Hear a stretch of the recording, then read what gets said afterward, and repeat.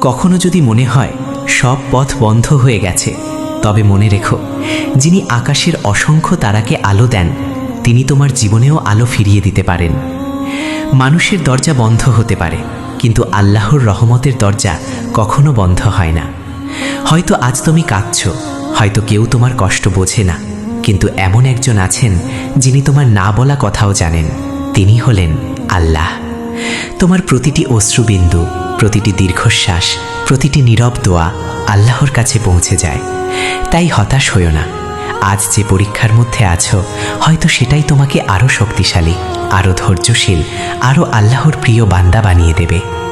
মনে রেখো, আল্লাহ যখন দেন তখন এমনভাবে দেন যা কল্পনারও বাইরে। তাই দোয়া ছেড়ো না, সিজদা ছেড়ো না, আল্লাহর ওপর ভরসা ছেড়ো না। কারণ আল্লাহর রহমত কখনো শেষ হয় না।